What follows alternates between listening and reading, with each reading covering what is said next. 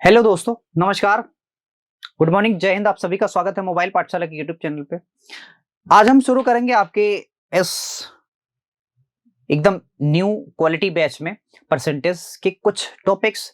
जो भी जैसा आता जाएगा वैसे हम चीजों को मतलब आपको बताते जाएंगे। यानी कि आपको बिल्कुल स्टार्टिंग से ही मैथ्स पढ़नी है, ये भी बिल्कुल पक्का है। हर एक चीज को हम वैसे ही करवाएंगे जैसा आप अभी तक करते आए हैं, है ना। तो तैयार रहिए हर उस छोटी से छोटी ट्रिक्स के लिए, क्योंकि अगर परसेंटेज लगा है तो परसेंटेज डेफिनेटली 2-3 क्लास 4 क्लास लगेगा, क्योंकि आपको कंप्लीट परसेंटेज पढ़ाना होगा। जरा ध्यान से देखो, ये आपसे कह रहा है कि 625। देखो, पहली बात तो मेरी बात ध्यान से सुन लो, जो मैं चीजें बताना चाहता हूं उसको जरा सुन लिया करो। वो ये है कि जब कभी भी आपको ये पूछा जाए कि 1/2 को आप परसेंटेज में क्या ले सकते हो, तो ये आपको पता होना चाहिए कि 50% है। जब आपको बोला जाए कि 1/3 को परसेंटेज में क्या लिख सकते हो, तो आपको पता होना चाहिए सर ये 33 सही 1/3% है। ये पता होना चाहिए, ये बिना किसी डाउट के। 1/4 को सर 25%, ये पता होना चाहिए कि डायरेक्ट अगर कहीं आ गया तो मैं ये लिख सकता हूँ। 1/5 आ गया तो इसको परसेंटेज चेंज करने के लिए अगर टीचर बोले तो 20%। 1/6 को जितनी चीजें जरूरी है मैं उतना ही बता रहा हूँ, बाकी फालतू नहीं बताऊंगा। इसको बोलते हैं 16 सही 2/3%। ठीक है। और अगला अगर मान लो 1/7 आता है तो मेरे दोस्त ये होता है 14 सही 2/7%। ठीक है। 1/8 का देख लो, इसको बोलते हैं 12.5%। 1/9 का देख लो, इसको बोलते हैं दोस्त 11 से 1/9%। 1/10 का देख लो, ये होता है सर 10%। और 1/11 का देख लो, बस ये लास्ट है, इतना ही देखना है। यानी कि 9 से 1/11%। एक तो ये हो गया, एक तो ये चीज हो गई।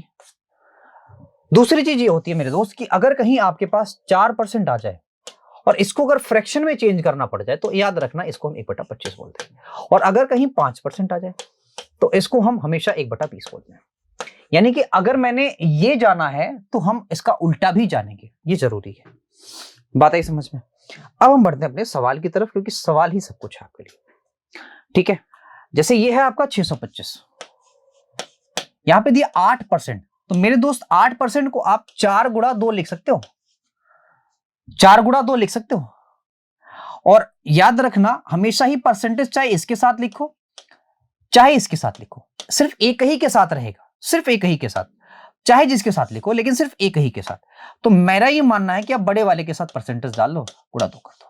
और 4% को अभी मैंने देखो यहां पे अभी पीछे मैंने अभी आपको क्या बताया, 4% को क्या लिखते हैं 1/25। आपको याद आया कि नहीं याद आया? 4% को 1/25 लिख दो और गुणा 2 है तो 2 लिख दो। 25 का जस्ट ये स्क्वायर होता है, यहां हो गया 25 के 25 दोनों होता है 50 के। आप बताओ ये सवाल कितना इजी हुआ।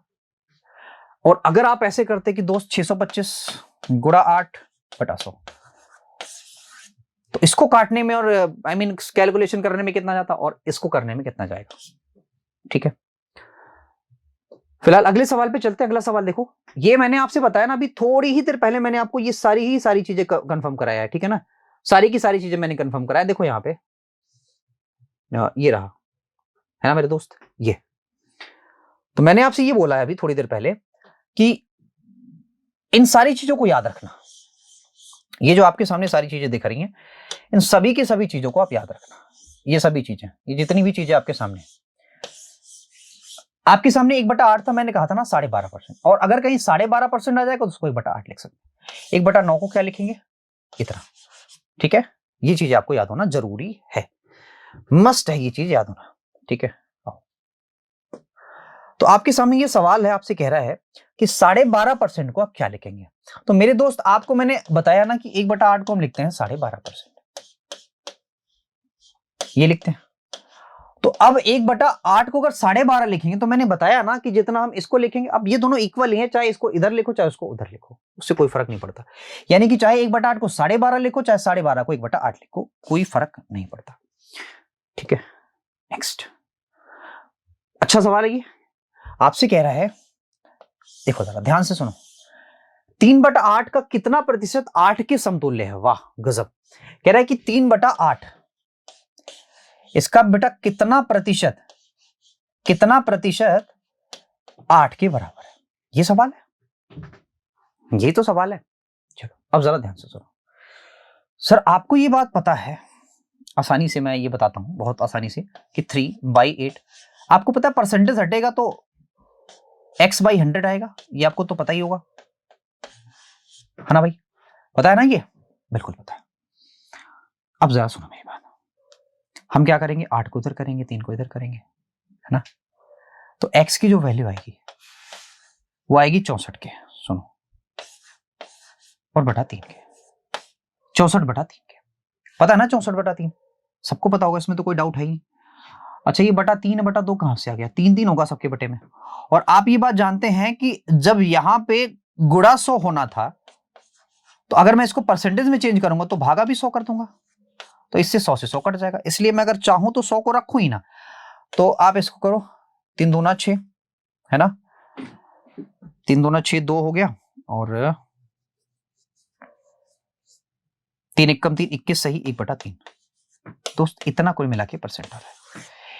यानी कि अगर मैं ये बोलूं कि 21 सही 1/3% अगर इसका निकाला जाए तब जाके ये 8 आएगा। ठीक है, आई बात समझ में? नेक्स्ट, 7/11 का कितना प्रतिशत के समतुल्य है, या 7/11 को प्रतिशत के रूप में अभिव्यक्त करें। 7/11 इनमें से कौन प्रतिशत के समतुल्य है, या 7/11 को परसेंटेज में चेंज करें। देखो दोस्त, हमने आपको 7/11 तो नहीं बताया, डेफिनेटली नहीं बताया है, लेकिन आपको पता है कि हमने 1/11 बताया है। 1/11 मैंने आपसे कहा था कि ये होगा 9 सही 1/11%। ये आपको मैंने क्लियर कर दिया था। अब अगर मैं ये बोलता कि दोस्त 2/11 बताओ, 2/11 क्या होगा, तो करना कुछ नहीं है। जैसे यहां पे मैंने 2 का मल्टीप्लाई किया तो इधर भी 2 का मल्टीप्लाई कर लेंगे, लेकिन ऐसे नहीं करेंगे। कैसे करेंगे? देखो दोस्तों, मैं इसको लिखता हूं 9, ये जो बीच में है ना, इस बीच को हम प्लस में भी डाल सकते हैं, 1/11। अब मैं 2 का मल्टीप्लाई करूंगा, ठीक है? तो अब 2 का मल्टीप्लाई इसमें भी होगा और इसी 2 का मल्टीप्लाई इसमें भी होगा, दोनों में होगा। तो 9 दूना 18, 2 एकम 2 बटा 11। समझ रहे हैं? ये 2/11 का होगा। अब जैसे ये 2/11 है, वैसे हमें 7/11 का भी निकालना है, लेकिन हमें 1/11 का पता होना जरूरी है। तो जैसे 7/11 का करेंगे हम, तो आपको पता है कि 7 को ऐसे रख दो, यहां 9 कर लो, ये हो गया 1/11। वैसे ही किया मैंने। अब इस 7 का गुणा इसमें भी और इसी 7 का गुणा इसमें भी, तो 7 9 63 के सही 7/11। उम्मीद है कि आपको मेरी बात 100% समझ में आई होगी, इसमें कोई दिक्कत नहीं है। अगला सवाल देखते हैं, नेक्स्ट।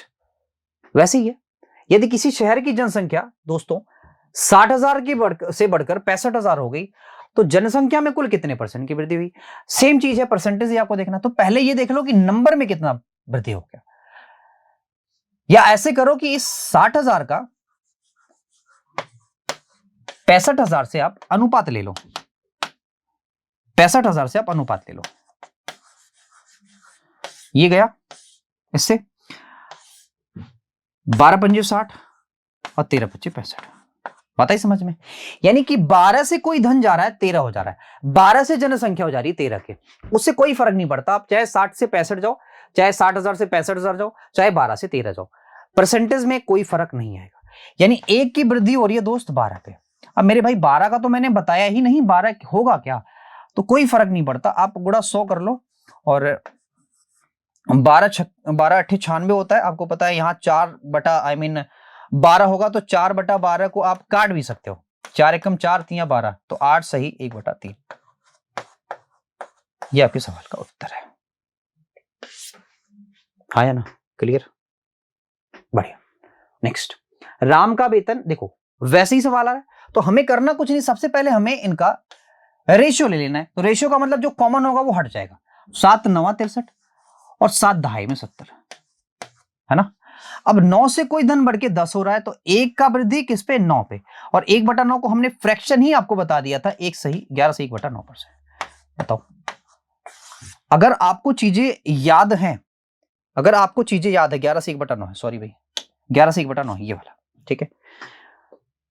तो कोई टेंशन ही नहीं, कोई दिक्कत नहीं है। 2 उम्मीदवार के एक चुनाव में एक उम्मीदवार को 41% मत प्राप्त होता है, वहीं दूसरे उम्मीदवार को दोस्त इतना मत प्राप्त होता है, इतना मतों से चुनाव हार जाता है, तथा सॉरी वह दूसरे उम्मीदवार से इतना मतों से हार जाता है।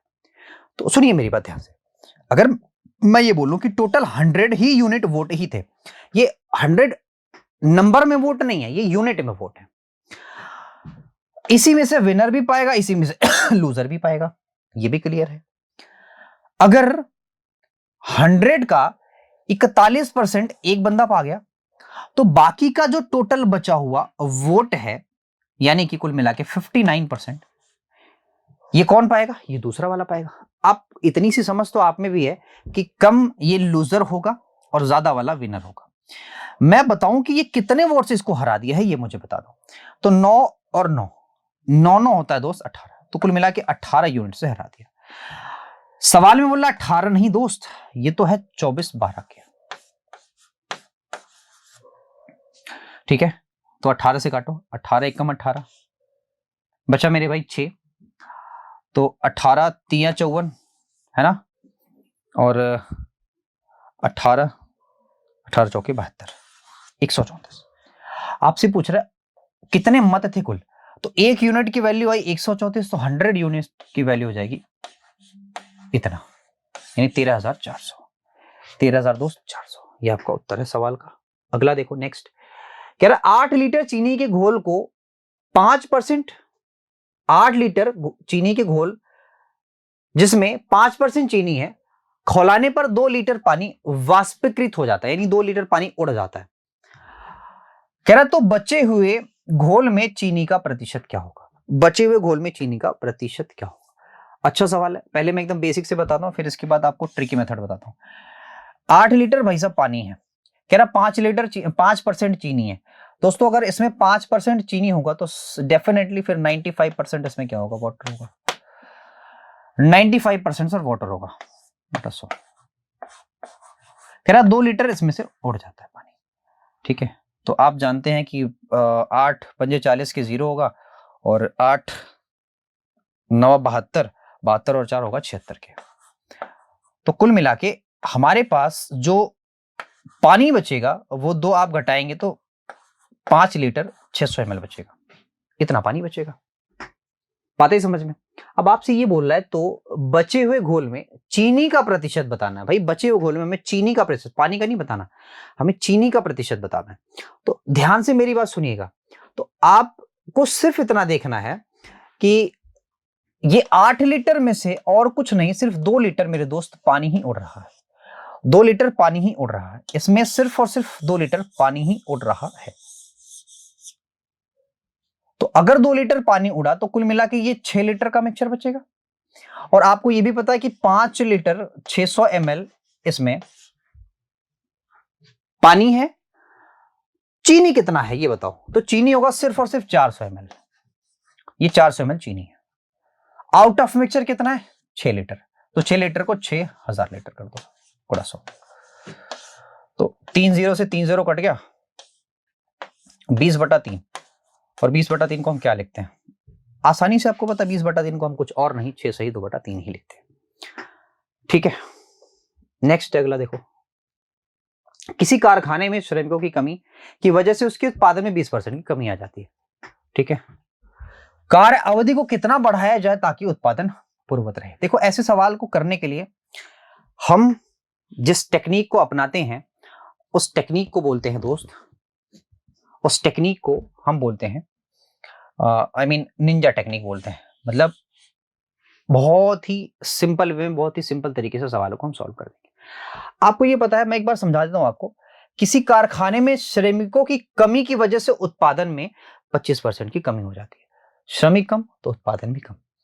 कह रहा है कार्य को समय अवधि पे पूरा करने के लिए उत्पादन में उत्पादन पूर्ववत बनी रहे, कार्य अवधि को कितना प्रतिशत बढ़ाया जाए? कार्य अवधि को कितना % बढ़ाया जाए? तो सिंपल सी बात है, अब जितने श्रमिक हैं उनके हमें वर्क टाइम को ही बढ़ाना पड़ेगा, वर्क टाइम को ही इंक्रीज करना पड़ेगा। तो कितना इंक्रीज किया जाए? तो आप ये बताओ कि इसको फ्रैक्शन में क्या लिखते हैं सर? 1/4 है ना, इसको फ्रैक्शन में 1/4 लिखते हैं, है ना, तो 1/4 आप ये बात अच्छी तरह से जानते, कोई अगर 4 है तो वो 3 हो जा रहा है, ठीक है।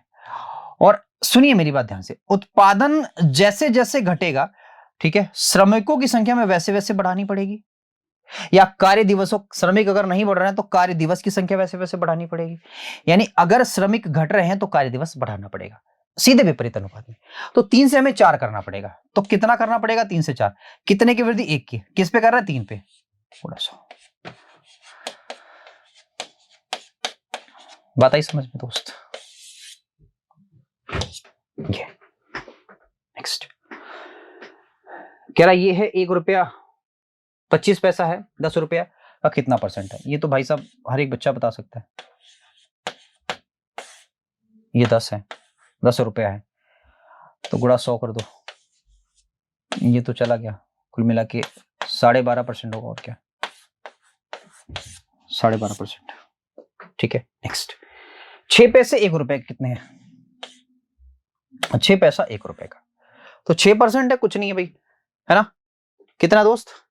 6%, सिर्फ और सिर्फ 6%, सिर्फ और सिर्फ। अरे भाई सिंपल सी बात है, प्रतिशत का मतलब होता है प्रतिशत, तो प्रतिशत जितना कोई चीज होता है उतना ही तो परसेंटेज होता है जी। अगला नेक्स्ट सवाल ये कह रहा है कि किसी सुनिश्चित रकम का 12% इतना है तो रकम बताओ। हम 2 तरीके से सवाल को कर सकते हैं। पहला तरीका क्या है कि पहला तरीका, मान लो x वो राशि है, इसका 12% हमारे पास जो है वो 43.5, ठीक है। तो x की वैल्यू जो आएगी 43.5 गुणा 100/12। एक तो ये तरीका हो सकता है, ठीक है। क्या आप 12 से काटोगे तो इसको पहले सॉल्व कर लो।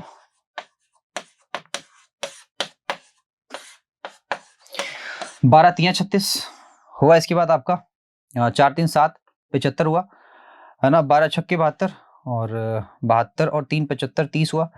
12 दूना 24, तो 362 पॉइंट समथिंग आ रहा है। 50 के कर लो, खत्म कहानी, है ना भाई। नेक्स्ट है कह रहा 2 संख्याएं तीसरी संख्या से इतना बड़ी है। अगर मैंने 2-3 संख्याएं ऐसे करके मान लिया है, कह रहा 2 संख्याएं तीसरी से इतना बड़ी है, तो तीसरी को अगर मैं फिक्स कर लूं तो 2 संख्याएं 120 होगा और ये 150 होगा। कह रहा है कि तो पहला दूसरे का कितना परसेंट है? पहला दूसरे का, तो दोस्त देखो जहां पे का लगा हो ना वही नीचे हो जाता है, तो दूसरे का तो दूसरा वाला नीचे होगा। कह रहा पहला, बताओ ये कितना परसेंट है? यही सवाल है। तो ये 2 ना होगा, ये 3 होगा, ये कट गया, तो दोस्त 3 चौके 12, 40 40 दूना 80%। ये आपके सवाल का उत्तर होता है। ऐसे ढेरों सवाल अभी और भी हैं, अभी और भी बहुत ढेरों सवाल आपको मिलेंगे देखने को। ढेरों कॉन्सेप्ट भी हैं, क्योंकि परसेंटेज समझ लो एक बेस है, एक नींव है। अगर ये अच्छा अगर आपका हो गया तो फिर इसके बाद मकान, वाओ क्या बढ़िया बनना है। 2 ही चीजें तो होती हैं, एक तो परसेंटेज, दूसरा आपका mixture allegation. Percentage, mixture allegation, अगर ये 2 चीज कंप्लीट है तो मेरे दोस्त आप आराम से एग्जाम में कुछ जाइए 25% सवाल आप करके चले आएंगे, और कुछ भी ना पढ़े हो तो भी। लेकिन अगर और भी कुछ पढ़े हैं तो मेरे दोस्त फिर आपका पेपर बहुत ही बढ़िया होने वाला है। तो लगे रहिए, पढ़ते रहिए, मस्त रहिए। आज के लिए इतना ही। Thank you very much, bye bye, take care.